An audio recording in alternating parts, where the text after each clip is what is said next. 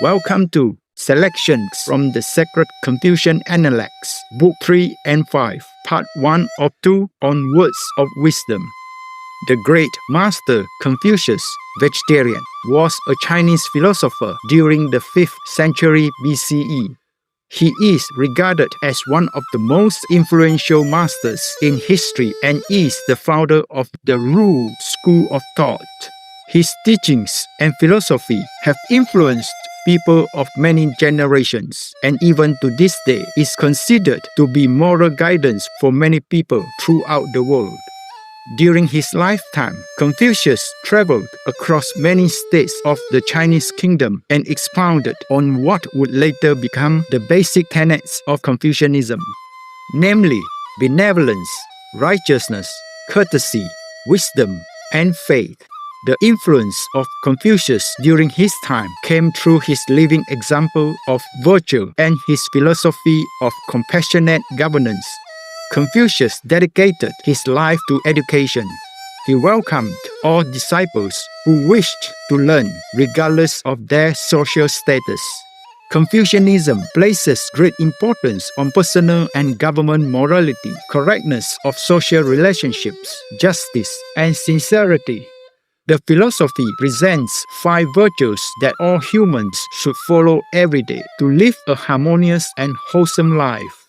Supreme Master Qinghai, vegan, once spoke about Confucius during a lecture titled The 5 Virtues of Confucianism, given on February 2, 2019 in Sihu, Taiwan or Formosa. 好，我也佩服孔子啊，谢谢他。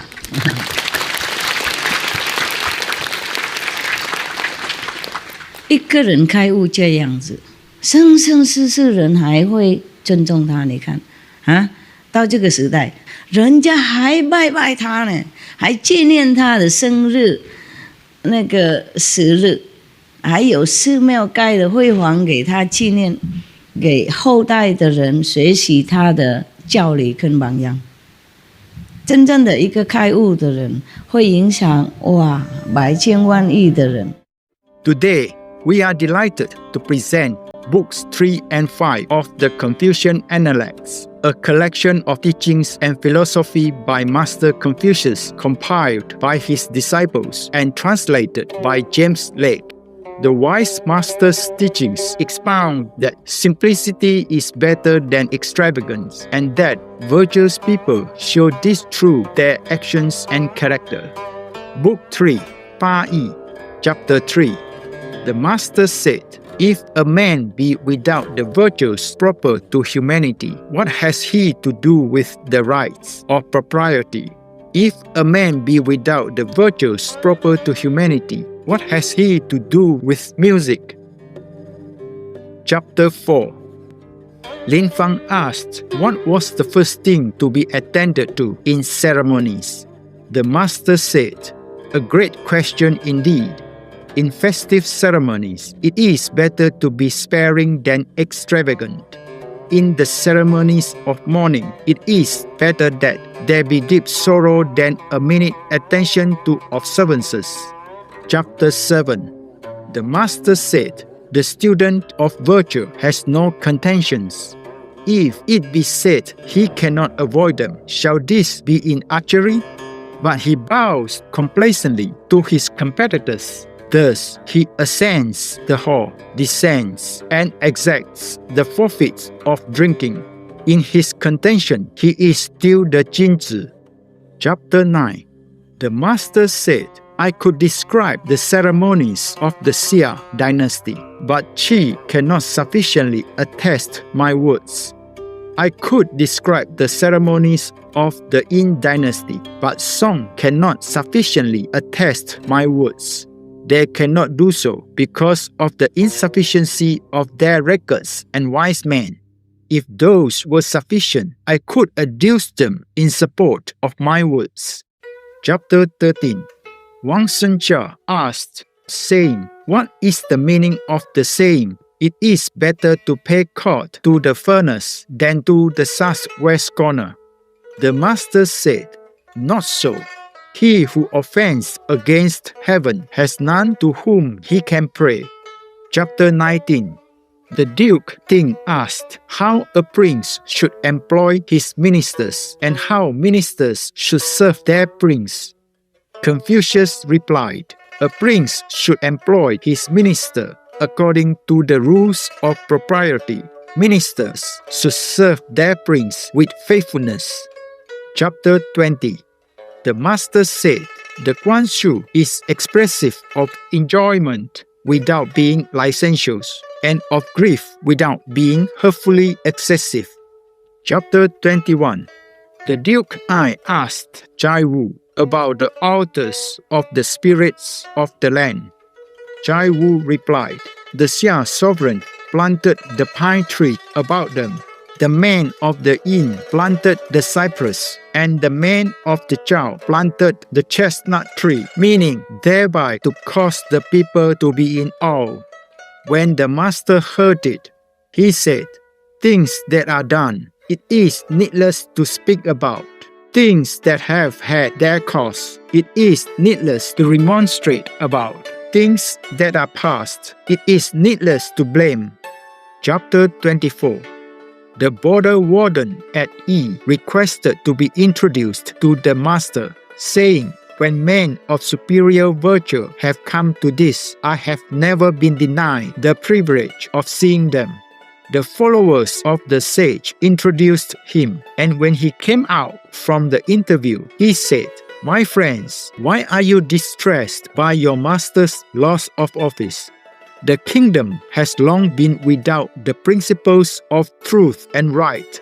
Heaven is going to use your master as a bell with its wooden tongue. Chapter 25. The master said of the Shao that it was perfectly beautiful and also perfectly good. He said of the Wu that it was perfectly beautiful but not perfectly good. Chapter 26. The master said, high station filled without indulgent generosity, ceremonies performed without reverence, mourning conducted without sorrow. Wherewith should I contemplate such ways? Book 5, Gong Yi Zhang, Chapter 2. The master said of Zhi Qian, of superior virtue indeed is such a man. If there were not virtuous men in Lu, how could this man have acquired this character? Chapter 3. Zhi Gong asked, what do you say of me, Zhi? The master said, you are a utensil. What utensil? A gem sacrificial utensil. Chapter 4. Someone said, Yong is truly virtuous, but he is not ready with his tongue. The master said, what is the good of being ready with the tongue? They who encounter men with smartnesses of speech, for the most part procure themselves hatred. I know not whether he be truly virtuous, but why should he show readiness of the tongue? Chapter 5.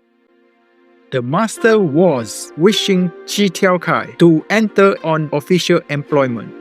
He replied, I am not yet able to rest in the assurance of this. The master was pleased. Chapter 6. The master said, my doctrines make no way. I will get upon a raft and float about on the sea. He that will accompany me will be you. I dare say. Zulu, hearing this, was glad, upon which the master said, you is fonder of daring than I am. He does not exercise his judgment upon matters. Chapter 7. Meng Wu asked about Zulu whether he was perfectly virtuous. The master said, I do not know. He asked again. When the master replied, in a kingdom of 1,000 chariots, you might be employed to manage the military levies, but I do not know whether he be perfectly virtuous. And what do you say of Chu? The master replied, in a city of 1,000 families or a clan of 100 chariots, Chu might be employed as governor, but I do not know whether he is perfectly virtuous. What do you say of Che? The master replied, with his sash girt and standing in a court, Che might be employed to converse with the visitors and guests, but I do not know whether he is perfectly virtuous. Book 5, Gong Yi Chang, Chapter 8. The master said to Zigong, which do you consider superior, yourself or Hui? Zigong replied, how dare I compare myself with Hui? Hui hears one point and knows all about a subject. I hear one point and know a second. The master said, you are not equal to him. I grant you, you are not equal to him. Chapter 9. Shy Yu being asleep during the daytime, the master said, rotten wood cannot be carved. A wall of dirty earth will not receive the trowel. This Yu, what is the use of my reproving him? The master said, at first, my way with men was to hear their words and give them credit for their conduct. Now, my way is to hear their words and look at their conduct. It is from you that I have learned to make this change. Chapter 10. The master said, I have not seen a firm and unbending man. Someone replied, there is Sang Chang. Chang, said the master, is under the influence of his passions. How can he be pronounced firm and unbending? Chapter 11. Zigong said, what I do not wish man to do to me, I also wish not to do to men. The master said, Zhi, you have not attained to that. Chapter 12. Zigong said, the master's personal displays of his principles and ordinary descriptions of them may be heard. His discourses about man's nature and the way of heaven cannot be heard. Chapter 13. When Zilu heard anything, if he had not yet succeeded in carrying it into practice, he was only afraid lest he should hear something else. Chapter 14. Zigong asked, saying, on what ground did Gong Wan get that title of one? The master said, he was of an active nature and yet fond of learning, and he was not ashamed to ask and learn of his inferiors. On these grounds, he has been styled one. Chapter 15. The master said of Zhi Chan that he had 4 of the characteristics of a superior man. In his conduct of himself, he was humble in serving his superiors. He was respectful in nourishing the people. He was kind in ordering the people. He was just. Chapter 16. The master said, Yan Ping knew well how to maintain friendly intercourse. The acquaintance might be long, but he showed the same respect as at first. Chapter 18. Zhi Chen asked, saying, the minister Zhi Wan thrice took office and manifested no joy in his countenance. Thrice he retired from office and manifested no displeasure. He made it a point to inform the new minister of the way in which he had conducted the government. What do you say of him? The master replied, he was loyal. Was he perfectly virtuous? I do not know. How can he be pronounced perfectly virtuous? Chapter 19. Chi Wan thought thrice and then acted. When the master was informed of it, he said, twice may do. Chapter 20. The master said, when good order prevailed in his country, Ning Wu acted the part of a wise man. When his country was in disorder, he acted the part of a stupid man. Others may equal his wisdom, but they cannot equal his stupidity. Chapter 21. When the master was in chain, he said, let me return, let me return. The little children of my school are ambitious and too hasty. They are accomplished and complete so far, but they do not know how to restrict and shape themselves. Chapter 22. The Master said, Po Yi and Shu Chi did not keep the former wickednesses of men in mind, and hence the resentments directed towards them were few. Chapter 23. The Master said, Who says of Wei Shen Cow that he is upright? One begged some vinegar of him, and he begged it of a neighbor and gave it to the man. Chapter 24.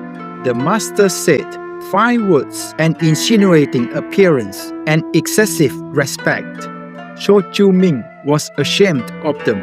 I also am ashamed of them. To conceal resentment against a person and appear friendly with him, Shou Chu Ming was ashamed of such conduct. I also am ashamed of it. Chapter 25. Yan Yuan and Qi Lu being by his side, the Master said to them, Come, let each of you tell his wishes.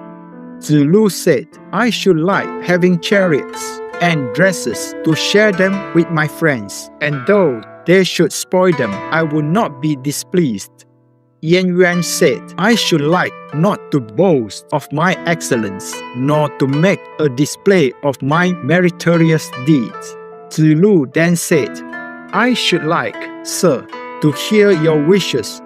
The Master said, They are in regard to the aged, to give them rest, in regard to friends, to show them sincerity, in regard to the young, to treat them tenderly.